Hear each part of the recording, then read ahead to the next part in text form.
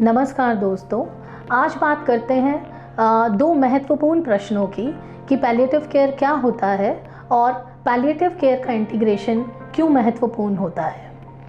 बहुत सारे मरीज हमसे पूछते हैं कि ये पैलिएटिव केयर होता क्या है, तो आज उसके संदर्भ में आपको बताना चाहती हूँ कि ये विभाग वो विभाग होता है जो उन मरीजों को और उनके परिवारों को ट्रीट करता है जो कि लाइफ लिमिटिंग इलनेस से जूझ रहे हैं, किसी भी क्रॉनिक कैंसर से या अल्जाइमर्स की डिज़ीज़ से, डिप्रेशन से, ऐसी कोई क्रॉनिक कंजस्टिव हार्ट फेलियर से, सांस की दिक्कत से, HIV के पेशेंट्स जिसमें पैलिएटिव केयर को इंटीग्रेट करा जा सकता है। WHO के आंकड़े उठा के देखें तो लगभग 40 मिलियन ऐसे मरीज होते हैं जिन्हें साल भर में वर्ल्ड वाइड पैलिएटिव केयर की आवश्यकता पड़ती है। इसीलिए WHO ने अपने कैंसर पेशेंट की ट्रीटमेंट में 3 स्ट्रैटेजीज़ अपनाई।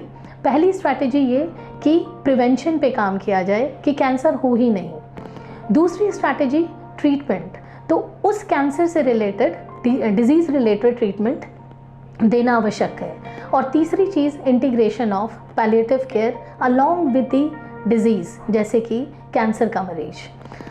अब दूसरा प्रश्न ये आता है कि पैलिएटिव केयर को WHO ने इंटीग्रेट क्यों किया गया। वो इसलिए क्योंकि कभी भी जिस भी मरीज को इस प्रकार की कोई भी क्रॉनिक लाइफ लिमिटिंग इलनेस होती है तो उन्हें बहुत सारे सिम्टम्स होते हैं। इन सिम्टम्स को भी 2 भागों में डिवाइड किया गया, कुछ फिजिकल सिम्टम्स और कुछ साइकोसोशल सिम्टम्स।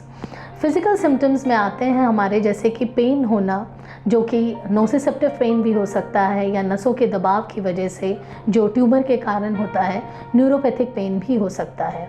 नौजिया होना, वॉमिटिंग होना, कॉन्स्टिपेशन होना या फिर किसी भी प्रकार का ब्लैडर बाउल सिम्टम्स होना, कोई घाव बन जाना, उस घाव से एक बैड स्मेल आना, या फिर बहुत सारे मरीजों के अंदर ये देखा गया है कि उस एरिया में बहुत ज़्यादा सूजन आ जाती है।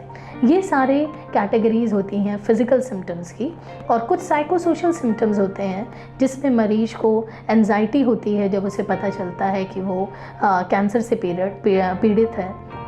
कई बारी एक होपलेसनेस और एक हेल्पलेसनेस की फीलिंग आती है।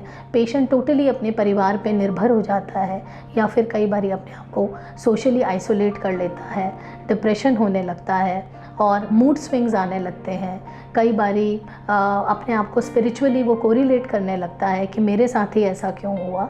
इन सारे सिम्टम्स को भी ठीक करना बहुत महत्वपूर्ण है उस डिज़ीज़ के ट्रीटमेंट के साथ साथ। इसीलिए WHO ने पैलिएटिव केयर को हर एक ऐसी क्रॉनिक इलनेस के साथ इंटीग्रेट करने की कोशिश की है।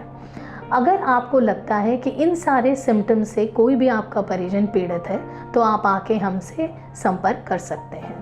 धन्यवाद।